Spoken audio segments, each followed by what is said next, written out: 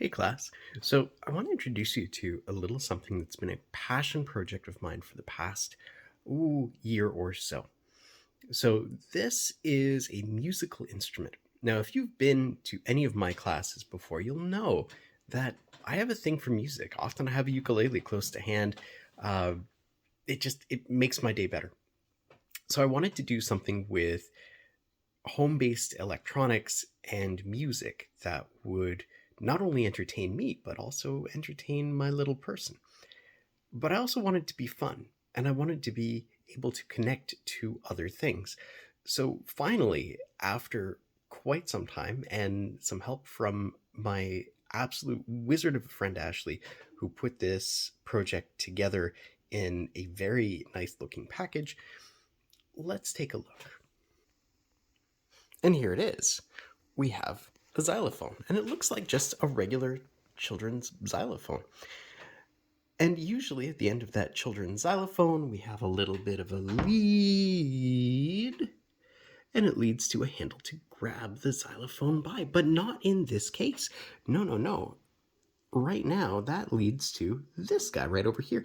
And if we go back over to that xylophone enclosure, if you look on the inside right here, you might notice, if you look very closely, there's a bit of a rail on the inside. Now that rail connects to a device called a solenoid. And this is a solenoid. Okay, so it's a weird looking thing. It has some wires and it has this little box and we have some blue tape. Well, what's underneath that blue tape? Well, what's underneath that blue tape is an electromagnet. And these are pointed up towards the metal bars on top of the xylophone.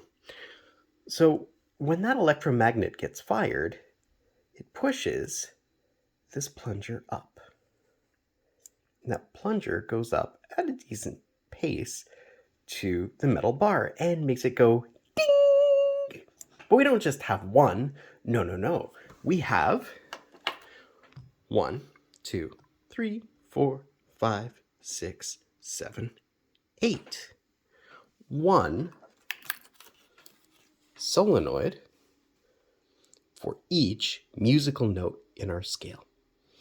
Okay, so that's a portion of our project. What else is going on here? Well, if we pan right back over here, we can see this lovely, clean, shrink tubed connection. And out of it, we've got all these wires right over here. Well, what we have over here is 8 small circuits. And let's point out what each of these things actually does.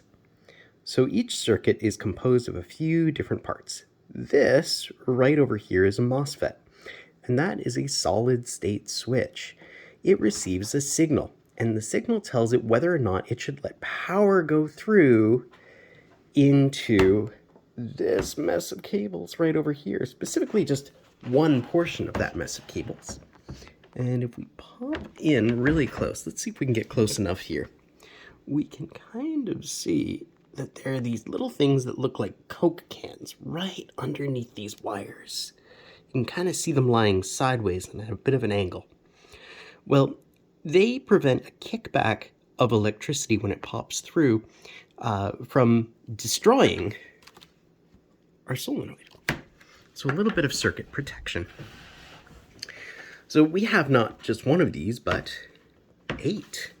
And some of them are underneath this top breadboard. But we're working backwards today, so let's see. We've got these 8 little circuits. And what do they connect to? Well, they connect to this guy right down here. And this is a GPIO extender. You see, the problem with most logic boards is, even though it looks like they have a lot of pins on board, most of those pins are taken up by functions on the board itself. This is an NRF feather board, and it has a bunch of pins, but a lot of these are taken up by features on the board itself.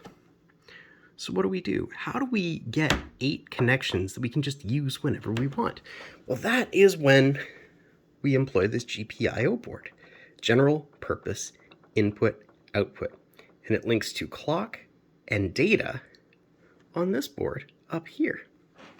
So that means that it'll run at the same speed and it will pass data back and forth to whatever we attach this to. In this case, these circuits down here in this collection of solenoids underneath this innocent-looking child's toy.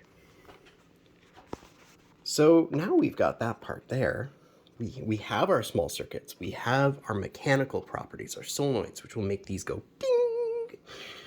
Well, what about what's in here? Well, what this GPIO connects to, this feather over here, this is actually pretty special as well. So notice this rectangle right over here. That is a Bluetooth antenna. So that Bluetooth antenna will let us connect to other devices. And you've probably seen this function already in our previous video, where we played just a few notes. This puppy over here can connect to your phone, to a program called the Bluefruit what was it? Basically, the Adafruit Bluefruit program that you can get as an app on either Android or on iPhone. Once you have that connected, you can send signals into this guy, which will then tell this guy which one of these circuits to fire, which will go and fire one of the solenoids from inside of this box. Well, there we have it, almost. This is the other part. This was the tricky part. Solenoids are electromagnets, and electromagnets take a lot of power.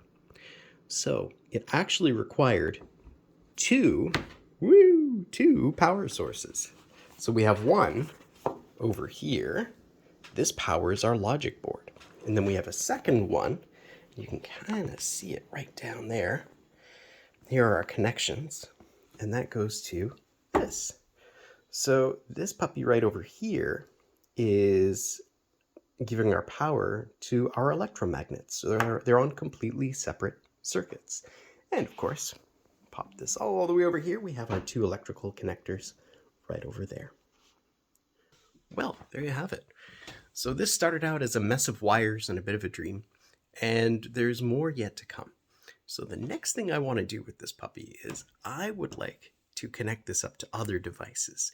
So when you complete an action on some other puzzle in a puzzle room, because this will eventually go into an escape room, then that xylophone is going to be triggered when you solve something and perhaps send a message to the next puzzle that it's ready to be solved as well.